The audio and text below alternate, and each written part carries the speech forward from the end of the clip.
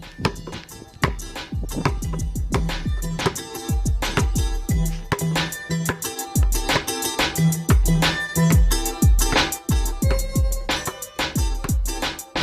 Hoop Heads Podcast is brought to you by Head Start Basketball.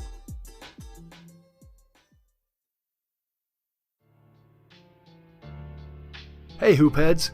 Wanted to take a minute to shout out our partners and friends at Dr. Dish Basketball. Their Dr. Dish shooting machines are undoubtedly the most advanced and user-friendly machines on the market, and they truly accelerate skill development faster than ever. Learn more at drdishbasketball.com and follow their incredible content at Dr. Dish B-Ball on Twitter, Instagram, Facebook, and YouTube. Mention the Hoopheads Podcast and save an extra $300 on the Dr. Dish Rebel, All-Star, and CT models. Also, make sure to check out the new Dr. Dish Home Machine. Visit drdishbasketball.com for details. That's a great deal, Hoopheads. Get your Dr. Dish shooting machine today.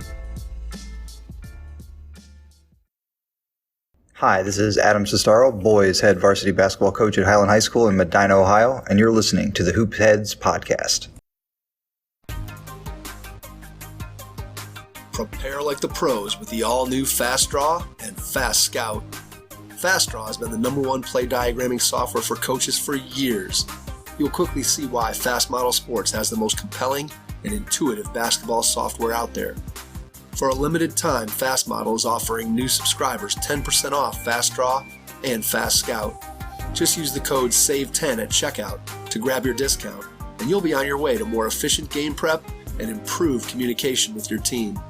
Fast Model also has new coaching content every week on its blog, plus play and drill diagrams on its play bank. Check out the links in the show notes for more. Fast Model Sports is the best in basketball.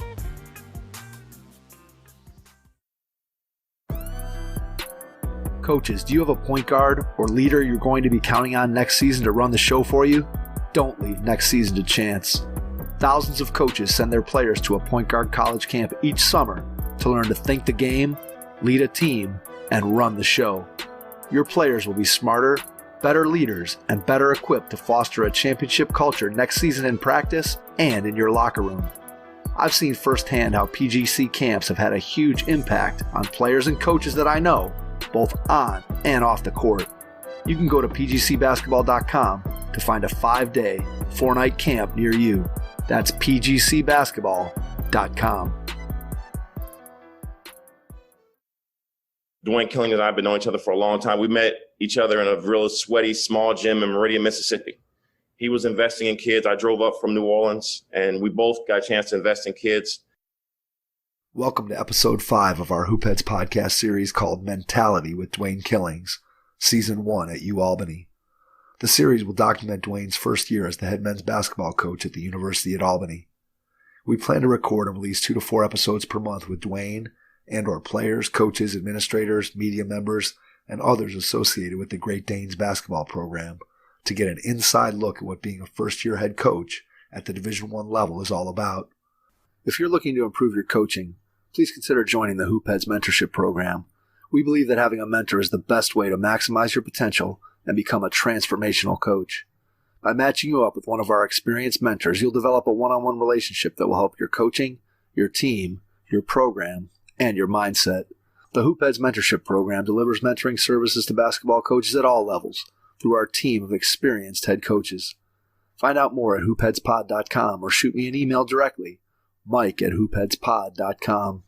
Our roster of shows is growing, so don't forget to check out all our other podcasts on the Hoop Heads Pod Network, including Thrive with Trevor Huffman, Beyond the Ball, the CoachMaze.com podcast, Players Court, Bleachers and Boards, The Green Light, Courtside Culture, and our team-focused NBA pods, Cavaliers Central, Knuck If You Buck, 305 Culture, #Lakers, Motor City Hoops, X's and O's NBA Breakdown, Spanning the Spurs, LA Hoops, The Wizards Hoops Analyst, Lakers Fast Break, At the Buzzer, and Daily Thunder. We're looking for more NBA podcasters interested in hosting their own shows centered on a particular team. Email us info@hoopheadspod.com if you're interested in learning more and bringing your talent to our network. Today we're diving in with UAlbany assistant coaches Hamlet Tibbs and Dannton Jackson along with Director of Recruiting and Video, KJ Baptiste. We'll learn more about their coaching journeys and what brought them to the staff at the University at Albany to work for head coach Dwayne Killings. The episode has a couple of moments where we have some echoing on our Zoom recording. Please hang with us through those brief moments and enjoy this episode. Hello and welcome to the Hoopheads Podcast. It's Mike Linsing here without my co-host Jason Suckle this morning, but I am pleased to be joined by three members of the staff at the University at Albany with Dwayne Killings. And we have with us Hamlet Tibbs, KJ Baptiste, and Dannton Jackson. Guys, welcome to the Hoopheads Pod. Hey, Mike, thank you for having us on this podcast. It's a pleasure. Yeah, we're excited to have you guys on. Thank you for having us again. It's definitely an honor being here. For sure. Mike, thank you for having on, man. Nice to meet you, and I'm excited to be here. All right, thanks, guys. Hamlet, let's start with you. Give us an idea of, just tell us a little bit about your coaching history, your background, pull out some highlights of your coaching career as we go back and you look back over the totality of it, just to give people a feel for your background as a coach. Absolutely. I don't know how many highlights I have. I'm still pretty fresh in the business. So, no, my coaching career started here actually in Albany. You know, I'm from the area. I lived in Albany until I was 11 and moved to Troy, lived in Troy, grew up in Troy, went to Troy High School, played basketball there. Then I went to West Virginia where I was a student manager for the basketball team. John Beeline was the head coach there. Went to the Elite Eight and Sweet 16. The 2 years I was a student manager with that program. And then when I came back from West Virginia, when I graduated, came back to the Albany area, that's where my coaching career sort of started to begin. I got into teaching and coaching in the Albany area. I was a teacher at a private school, Albany Academy, and I was coaching there. I was head freshman coach, a head JV coach, and I was an assistant for the varsity team. Brian Fruscio was the head coach there at Albany Academy. And I did that for 5 years, and I was also a coach with the Albany City Rocks program. I was on the EYBL circuit for 5 years. But I started, actually, when I got back from West Virginia, I started coaching 7th grade modified girls basketball before I got, to the boys side. So shout out to that Livingston and Hackett 7th grade modified girls team. So then, I just grinded my way through, the high school and AAU ranks, and then, built my network and my relationships with people in the business. And I finally caught my break and got into coaching Division I basketball. I started up at Vermont. Was up there for 7 years. We accomplished a lot. I learned a lot from Coach Becker. Coach Becker gave me my shot, my first opportunity. So I'm very thankful for him giving me that opportunity, because I learned a lot from the coaching staff up there, and it really, really built up my coaching resume. And which now I'm here back home 7 years later, and now I'm an assistant coach at UAlbany. So, did you know you always wanted to coach from the time you were a kid? When did coaching get on your radar as a potential profession? I think when I got to high school. When I got to high school, I knew I really wanted to coach, because I played basketball, since I was 5 years old. There was a YMCA right down the street from my house when I lived in Albany. I used to go over there and play all the time. And then, I played JV basketball, played varsity, two-year starter on varsity team at Troy High.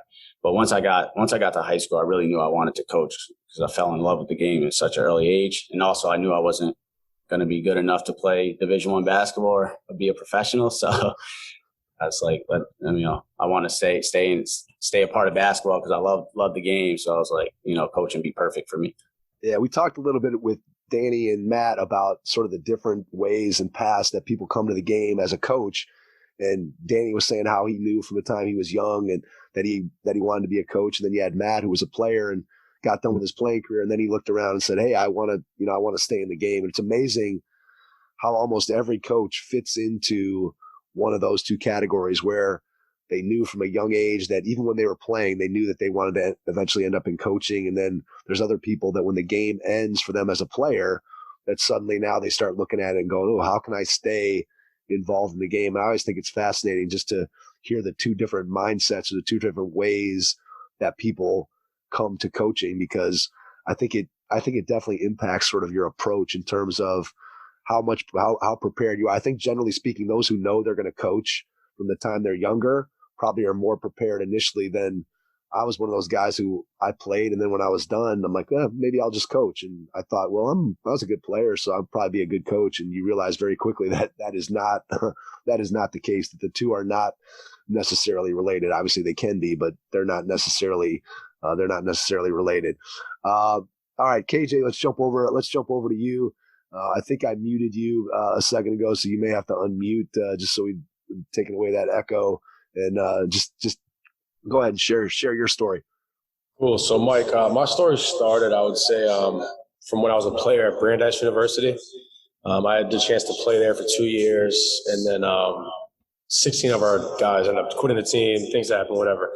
And then I had to take the opportunity. I didn't know what to do with my time, my off time of having the schedule of just being a college basketball player and being a basketball player my whole life. I had to get my feet moving and try to figure out what I was doing. So my high school coach actually gave me an opportunity to coach at Brimmer and May. It's a prep school out in Chestnut Hill, Massachusetts.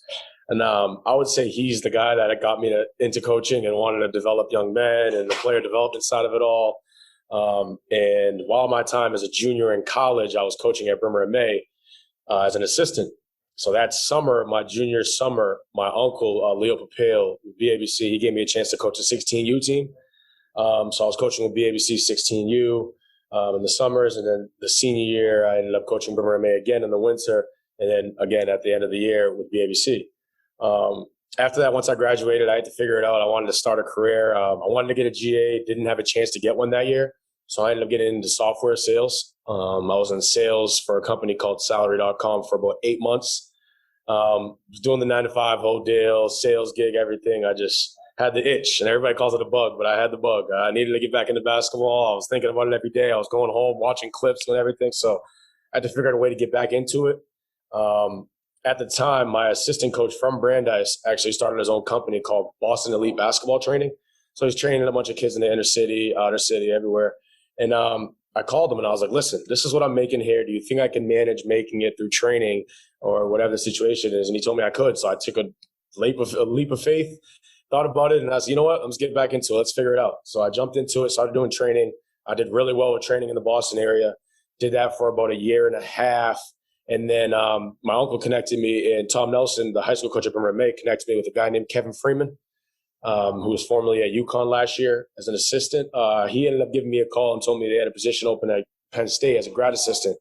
So I jumped on it in a second, ended up getting hired at Penn State, spent my last 2 years at Penn State, then ended up here at UAlbany. So what was surprising to you when you got the GA position at Penn State in terms of, was there anything about being sort of behind the scenes as a coach after having been a player for so long that surprised you about coaching? Like how much time coaches spend on X or Y, or just something maybe you didn't realize before you got into college coaching? So it's funny. I talk to these guys about it all the time. AAU world is much different from college basketball. And I always thought it was like, all right, you know what? We do our player development. You do your scouts. You watch a little bit of film and you get to it. But you don't see the ins and outs of everything you have to do with the meetings you have to go to, with the networking you have to do, with the actual film breakdowns you have to do, with the coding you have to do, with the Excel sheets, everything. You don't understand that as a player because you don't see that side. You don't get to step in the office. So now being in the office and seeing it, it's like, hold on, this is a whole different world. Like now I have a whole different respect for coaches now. It's like, you know what? When I was a player, I'm like, all right, I had tough days, I had great days. But now being on the other side of it all, I'm like, you know what? This is a whole different beast. So yeah, that's so true. I mean, I think as players, you're so shielded from it that you don't see all that extra time. You think, maybe they plan for, a half hour, put the practice together, show up, practice ends, and they just go home and eat their dinner and, show back up the next morning. Meanwhile, I got to go to class and study and homework and all this stuff. Those coaches got it easy. And then you realize once you see what's really going on, how difficult and how challenging that could be. Was there ever any thought to kind of staying in the private basketball business and sticking with the training? Did you ever think that maybe that would be a way to go? Or did you know that you wanted to get into, you wanted to get back to more of a team, a college setting? So the biggest thing was my father's a police officer, so we always talk about how to mold and change young men and how they have two different paths, and you could be that one little decision that makes that kid turn left rather than taking the right turn. For sure. So the biggest thing was trying to like be a good guy in college basketball, I would say, of just being able to mold the kid, take him under my wing, mentor him, and just make him into a better man. So that's where I'm going with that one. So I'm going to leave it at that. So that makes sense. Yeah. The training business is a lot of hustling. Let's put it. Yeah, that way. exactly. There's a lot of hustling to keep clients and to keep people happy. And, yep. you know, it's a tough world to be in. There's no question. It is. And you got different spectrums of levels, and it's hard to be engaged in certain, it's a lot. It's a lot. It is. It is a lot. There's a lot to manage, and it doesn't, as much as, at least when you got what you guys are doing, yeah, you're putting in a lot of hours and a lot of time, but at least there's a structure to it where it feels like training. You can be, you know, one day to the next, you don't know where you don't know where your next paycheck is coming from. Yeah. So I completely understand.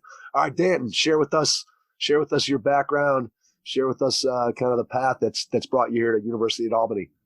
Yeah. Well, I'm originally from Los Angeles, California. And I transferred to a school in New Orleans called Xavier University. Both my mom and dad had went to Xavier University.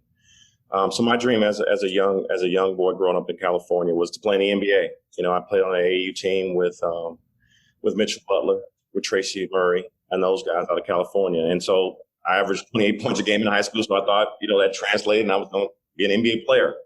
I transferred to Xavier University in high school, and my junior year, lights came on. I wasn't playing a whole lot. Just said, you know what, I got to figure out what I'm doing. And I had majored in political science, pre-law, and never knew what a lawyer did everything. And one of my teachers as a junior was a judge in New Orleans. And so he took me around, showed me the courtroom, and I said, no, this is not what I want to do. And so I didn't have a plan. So upon graduation, I spent the time in career planning and placement, which was very important. And I got a job with All Made, working for Enterprise Running. And that year I would get off work and I would just miss basketball. So I would come to the gym and help him get involved in practice, be a quote unquote graduate assistant coach, but no, not in graduate school. Coached some AAU basketball that summer, and I really enjoyed basketball. And that's what I wanted to do. I felt like, I wanted to coach. My mom and dad were both teachers. They were educated. I could teach other people how to play basketball.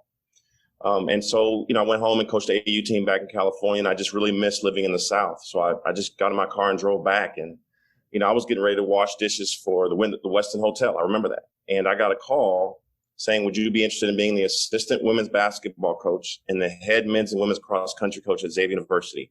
I knew nothing about cross country. And I was scared and terrified because I was 23 years old, now thrusted back into my alma mater coaching women's basketball. So I was scared, frightened, and had no idea what I was getting myself into. My boss was amazing, Janice Joseph, who went on to become the head coach at San Jose State. And she was amazing, and she molded me. And for 4 or 5 years, we had a lot of success there. And it was just amazing how patient she was and took time teaching me the game, teaching me how to coach, teaching me how to teach, teaching me how to be a professional.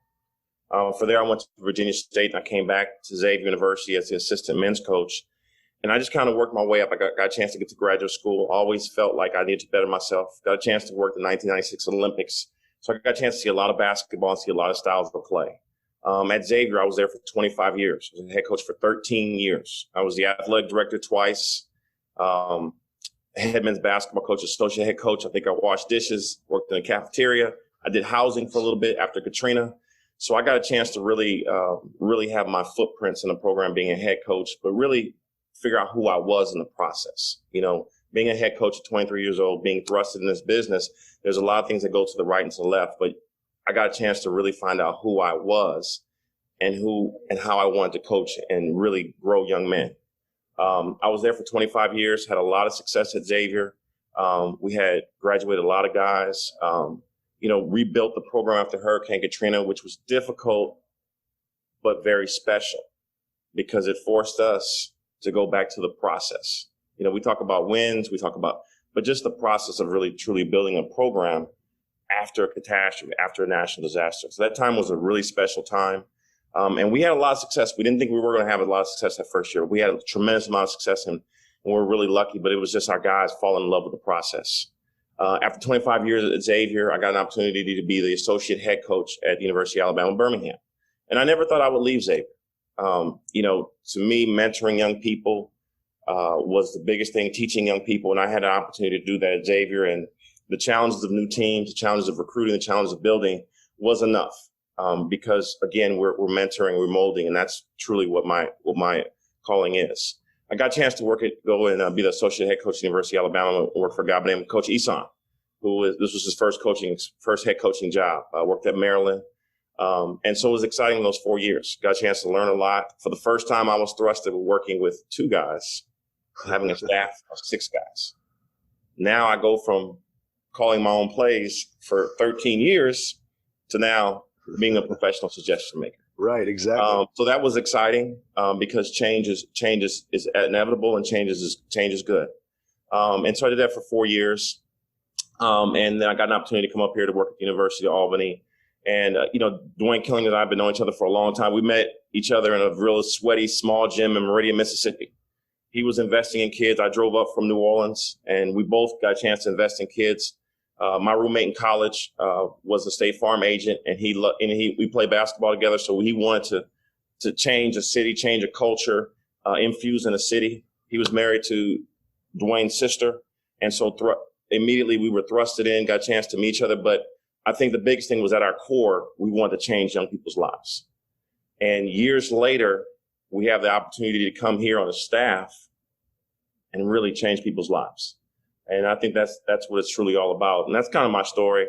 I've been blessed. I've been in the business this is my 29th year. I've had a lot of success, a lot of different levels. I got a chance to coach one of the top AAU teams in the country, the New Orleans Jazz.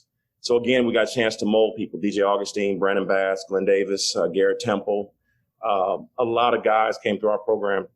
Shane Foster, Vanderbilt, Tasman Mitchell's now coaching. And, I think the biggest thing in just being in this profession for 28, 29 years, I started to see my guys who played for me and guys that work with me are now head coaches at Alcorn State in high school. And they're having a lot of success, and just seeing those young people who coach and just what they're doing with their lives is probably the most rewarding thing for me as a basketball coach, as a teacher. Yeah, we hear that from so many coaches, just in terms of when you think about how you define success. And obviously within your season, those wins and losses and all that are critically important to you as you're going through. And at the Division I college level, ultimately that's probably how you're judged. But really, I think in our heart of hearts as coaches, you guys have all mentioned it, that, you wanted to have an impact on people and have an impact on the kids that you're coaching and give them a better opportunity to have success and to set them up for success in life. And to me, again, that's really what it's all about. And I've heard that from Dwayne, and I've heard that from each one of you today. And I think that it's so true when you really look at the opportunity to use basketball, something that we all love, to use that as your vehicle to be able to impact someone's life.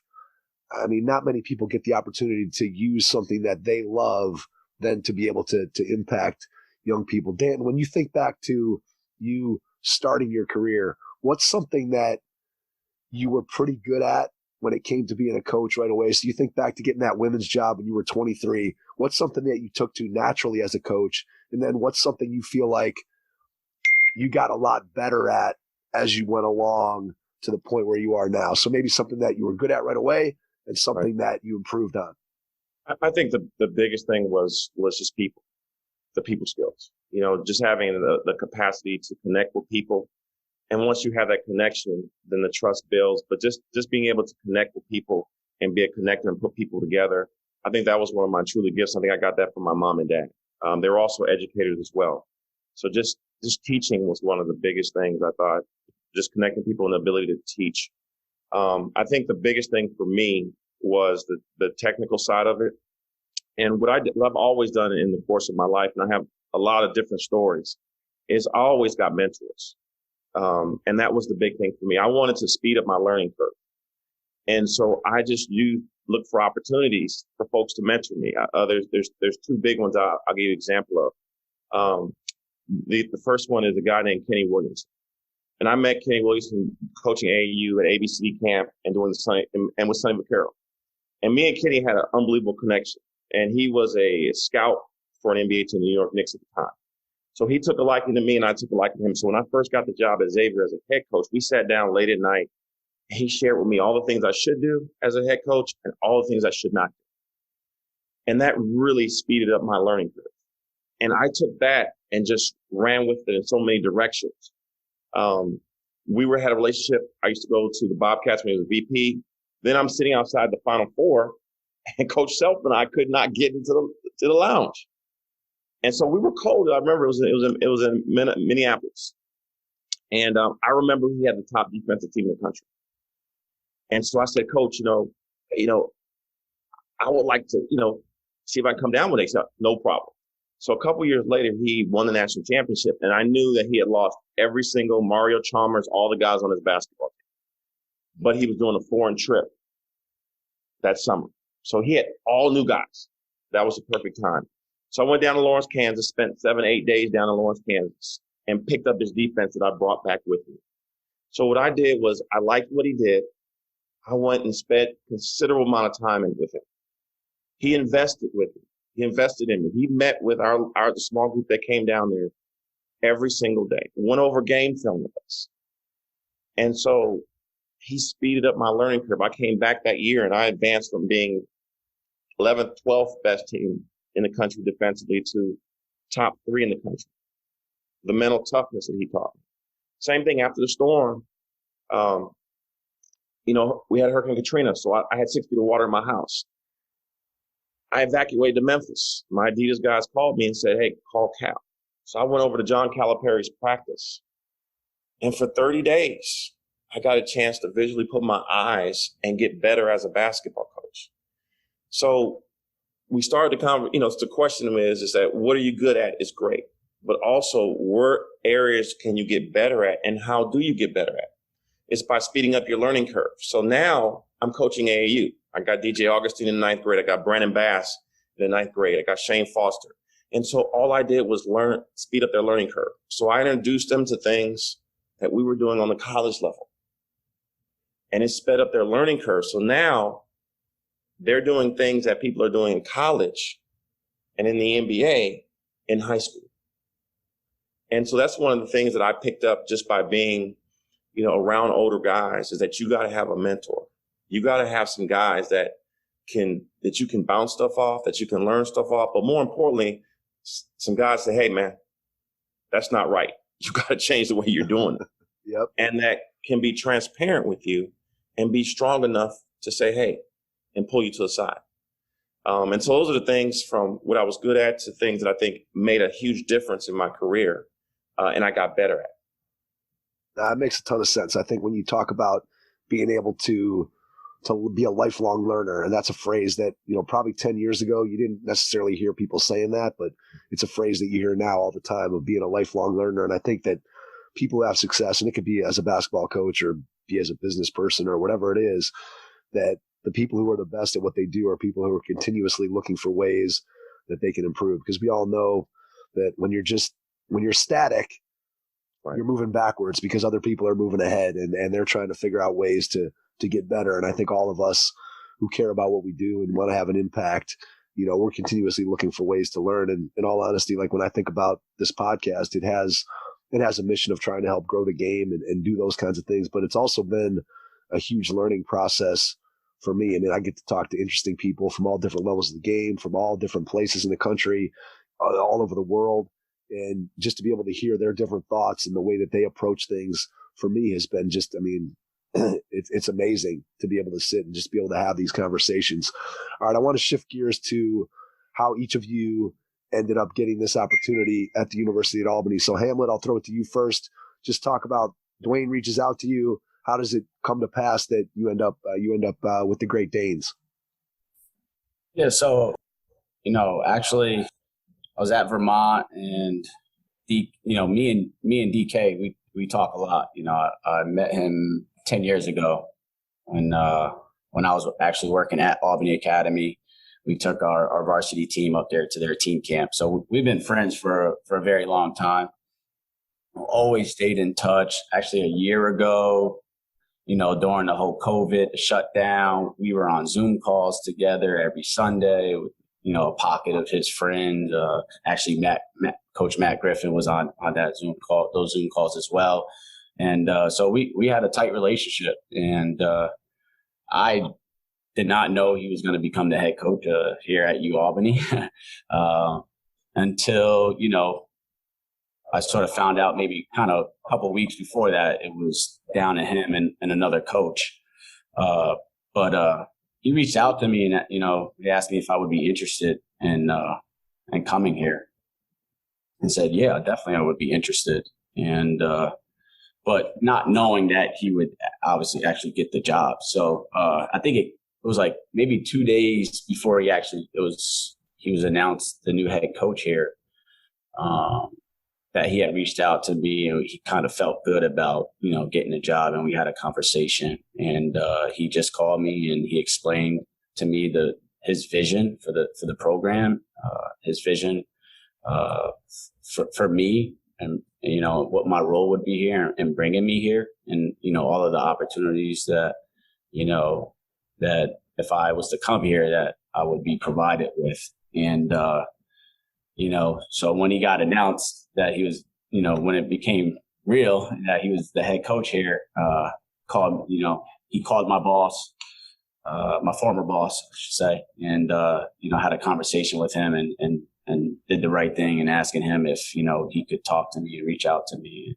So he did that. And, Coach Becker called me, told me, that DK was going to call me about, coming here. And so we had another conversation.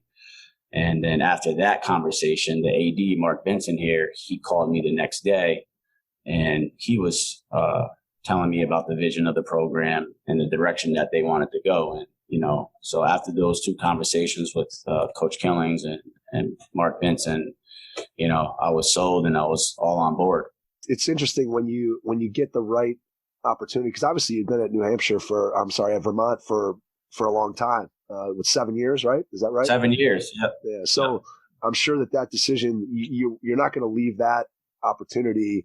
You're not going to take that lightly and leave it for just any opportunity. So I'm sure your previous relationship with Dwayne then just sounds like after having those conversations and seeing what the vision was, that's what sold you on it. Absolutely. Definitely. Yeah, for sure.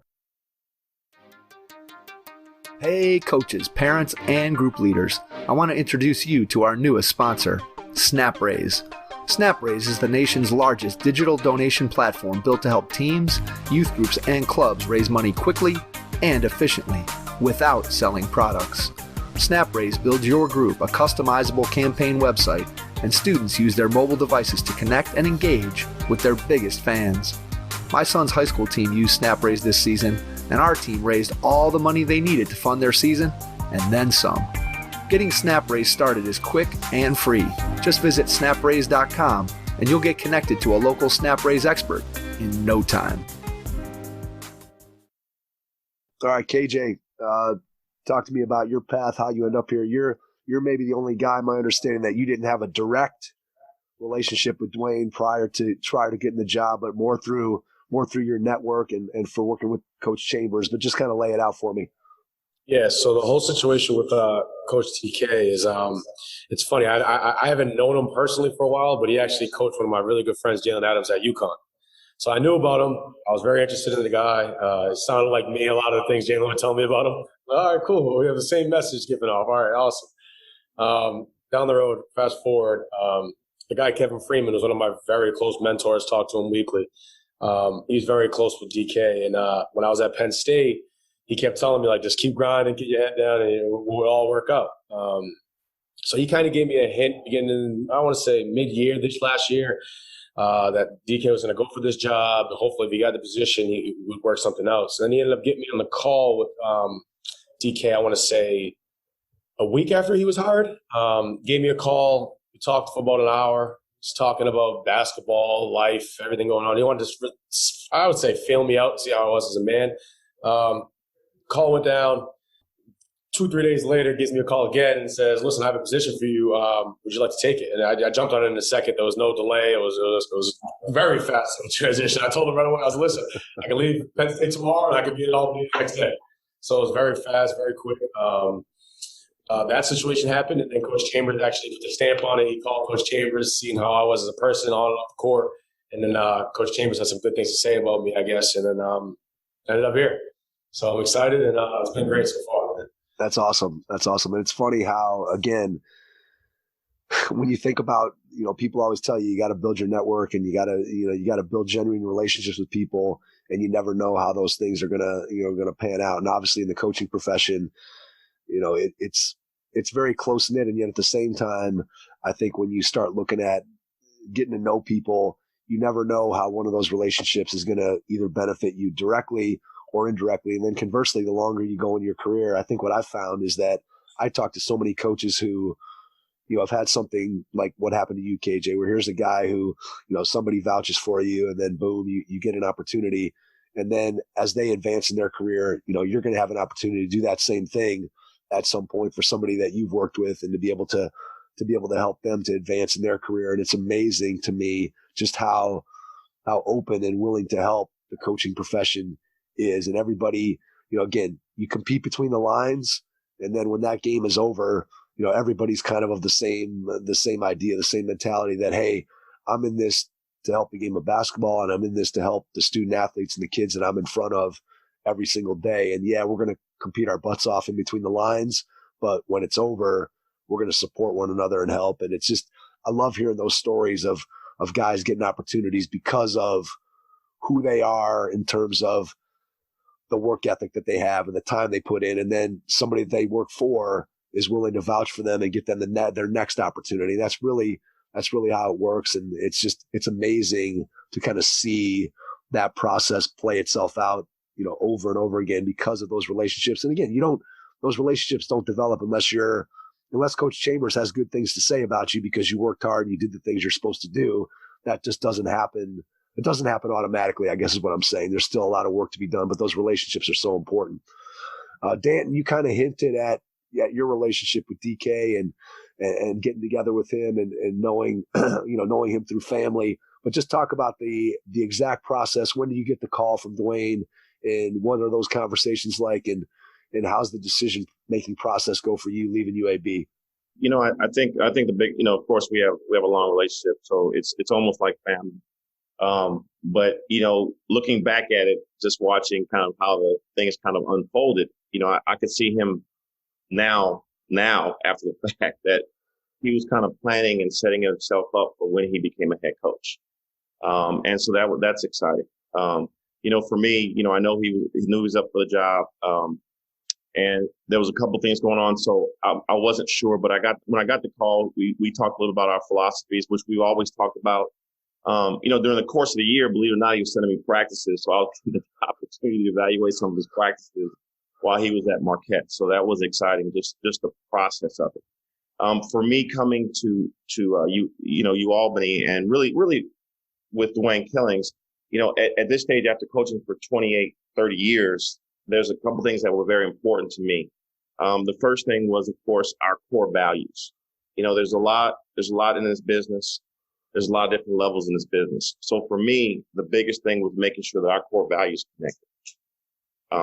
And if that didn't happen, then it probably wasn't been a good fit. And so for me, it's all about the fit. It was all about the character and the integrity. And I knew exactly what he was about because I got a chance to see how he works with his family, how he's on the recruiting, how he's coaching during the good times of his career, is also how he functioned in the bad times, which is really huge on evaluating a man's character. The second thing that was very important to me was I believed in him. I believed in DK. I believed in his mission. I believe in what he was doing. And from everywhere he's been coaching, I believed in that. The second thing was, I wanted to be part of that. I wanted to be part of that train, that exciting mentality train that gets on and we move, and to watch this whole thing blossom. The staff was very important. And the guys I really didn't know, we talked on the phone once we all kind of got the job, but I didn't really know those guys. So the process of that was very important to me. And I went back to Dwayne's core. Iron sharpens iron. He's been knowing these guys for a long time. We've been very connected to these guys. And so I knew when I came aboard, I may have didn't know Tibbs, but I knew his character because I know iron sharpens iron. And so that made it very comfortable for me. So we get here, it's exciting. We're all sitting in the conference room all together all day long, every day. And it just doesn't feel like we're in a conference room all day long, every day. because we're having so much fun. And that goes back to that character piece, that integrity piece, that is built by our head coach, knowing him, knowing the pieces that he touches, and knowing that, the fruit, as they say, the fruit that he bears is good fruit. And so that's kind of my story of how I got here. I got connected with DK and the things that were important to me as I came about taking this opportunity.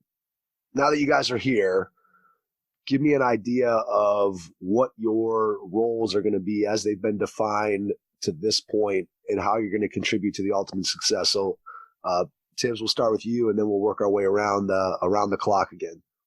For sure. Yeah. I don't think any of us have been assigned like specific roles quite yet.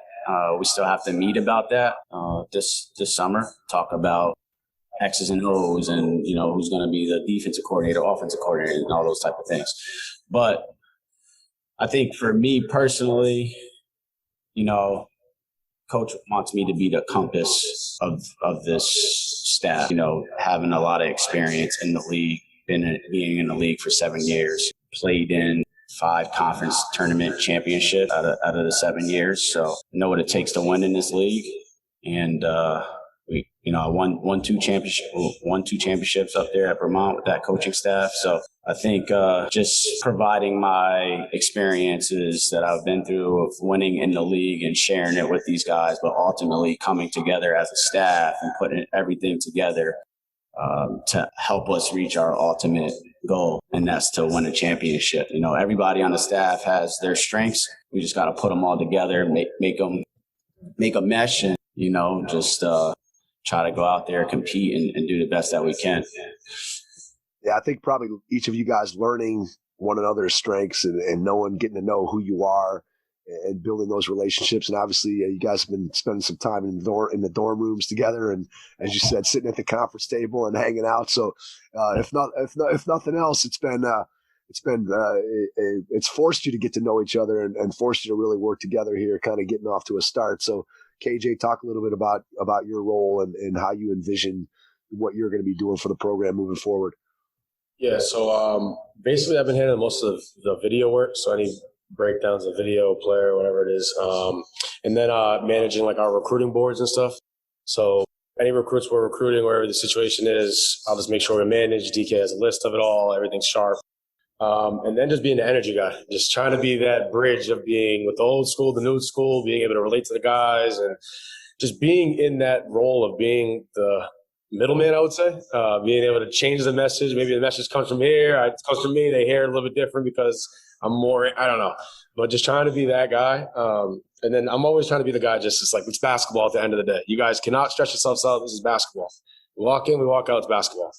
You know what I mean? So just trying to just be, I would say, the joy of it all. There you go. That's a good role, man. If you can keep that going for your career and keep that joy, man, you're gonna live a long and healthy and happy life as a coach. There's no doubt about that. Hey, hoopheads, we all hate ankle sprains, and they happen way too often. Ankle injuries are the #1 sports-related injury. Arise is trying to change that.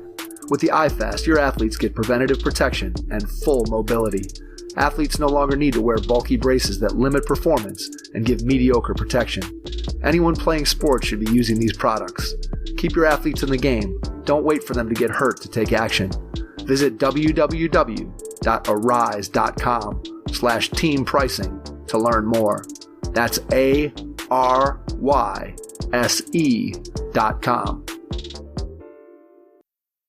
All right, Dannton, go ahead and share with you. I feel some type of way right now because KJ said he had to bridge the old school to the new school. Yeah, so are you pretty sure you're pretty sure he's considering you to be the old school right there? So yeah, I get it. Think, I think we all get the chance to get to know each other, and we're having a brand new staff. I think for all of us, the biggest thing was really to stabilize our locker room and really manage the relationships and get to know our players. So the first time we stepped here, I think all of our responsibilities was just, hey, let's get to know our guys. Let's take them out to lunch. Let's get to know the parents. Let's really get to know them. Basketball is one thing, but get to know them as a person. That, I think, was all of our bigger roles. The second thing we had to do is all of our roles is really to just reach out and touch the campus. Reach out and touch the campus and touch the community and get the pulse and just really get to know people, to connect people together and just what do you need in your department? What do we need? We can work together. I think that's the biggest thing when we got on campus, is to stabilize the locker room, really stabilize our campus and our relationships on the campus. Of course, recruiting has been huge for us because, again, that's part of stabilizing our roster. And so we've been, the last 3-4 weeks, we've been, I think, banging our head against the wall, jumping, doing flips, having great moments in recruiting and having some tough moments in recruiting. But I think having those transparent conversations, I think that's been huge for us. And I think the other thing too is just making sure our kids are where they need academically. So that's kind of how we've been hitting the road running, because we really have we have players here that have needs and that needs to get to know us, and versus being engulfed in paperwork, just being able to get out and really touch people. And that's one of the things that DK really has talked about for all of us is, hey, I need you to get out and touch somebody today. Meet somebody that you didn't know yesterday. Who's an influencer that can help our program out. Just getting to know our team here, getting to know our department, getting to know our university, and getting to know the Albany community. Because at the end of the day, we are Albany. Does anybody want to touch on sort of the challenge around trying to do all this with COVID going along? Does anybody want to grab that question and just talk about how the process has been different or maybe more challenging underneath the COVID guidelines as opposed to what it might be if we were, which hopefully we'll be back to at some point, more normal circumstances? How's that added to the challenge of getting this thing up and running? I'm used to going out and being able to see guys, put my eyes on guys, seeing the little small characteristics in their game. And so now we're thrusted in a situation where we're watching games on Zoom calls, which is very different for us. And I think that's something that definitely has to get back to normal again, because when you talk about managing a program, bringing somebody into your family, you want to make sure that person, we know all about that person. That person knows all about us. And it's easier when you're sitting across the table talking to a family, or when you're in the gym watching how he comes out of a game, or an official makes a bad call and all his mannerisms. So I think for me, recruiting-wise, in terms of basketball, that's been the biggest challenge, is trying to evaluate guys on film. And you got to take the time and watch games. I mean, I'm an old man. I can make a couple highlight tapes of me shooting jump shots, making them. But it's just taking the time to watch an entire game to pick up on those small things that you would normally watch while you're physically at a game. Yeah, that makes a ton of sense. I agree with Coach DT. That piece has been a challenge because ultimately, you want to build your culture of your team. You want to have high character kids and people in your program. Well, the best way to get to, know the recruits is by having them on campus, having them interact with our players, interact with the coaching staff. And, you can get feedback from the players on the recruit and what they think about the player, because that's important too, because they're, ultimately they got to be on the same page with the recruit, and they have to like the recruit and they have to have that relationship to get along. So if they do come in, they are, in line with the standards and the expectations of our program. Yeah, there's no doubt about that. All right, before we wrap up, guys, I want to give each one of you a chance to share how people can connect with you individually, whether you want to share social media or an email. Just anybody who's listened to the episode that wants to reach out to you, maybe just has a question, maybe wants to get to know more about the program or get to know more about you. So let's start, Tibbs, with you, and we'll work our way around to KJ and then Dannton and share how people can reach out to you. And then after you guys do that, I'll jump back in and wrap things up. For sure.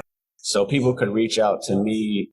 My Twitter is @CoachTibbs3, and my Instagram is @CoachTibbs. And then my email, my personal email is coachtibbs@me.com. KJ, go ahead. Yeah, so people can reach me. My Instagram is KBAP42, and then my Twitter is KBaptiste, BAPTISTE 11. And then my email would be ksbaptiste@albany.edu. And you can reach me, Dannton Jackson, on Twitter @DanntonJ. And my email here is djackson2@albany.edu. Fellas, I cannot thank you guys enough for taking the time out of your schedule to jump on with me today. I know that as this next year kind of unfolds, that hopefully we'll get an opportunity to have you guys back on and touch base with you as we go through the remainder of what's going to be, I'm sure, for all of you, an exciting and successful year, season, however you want to phrase it. I am so indebted to both Coach Killings and all of you guys for opening up your world to me and to us here on the Hoop Heads Pod and to our audience. I think it's just going to provide such an inside look and so much value to coaches who are out there who are trying to take the same journey that you guys have taken in your career. And maybe they're looking to advance to their next job, or maybe they're just looking to improve themselves as a coach. And we're hoping to give people just a window into what you guys experience day in, day out, and trying to put together a successful program. And hopefully fans of the University at Albany will jump on board and be listening, especially as we start playing some games and people get excited about actually watching that happen. So, fellas, I cannot thank you enough for joining us today. And to everyone out there, we will catch you on our next episode. Thanks. Thanks for listening to the Hoop Heads Podcast, presented by Head Start Basketball.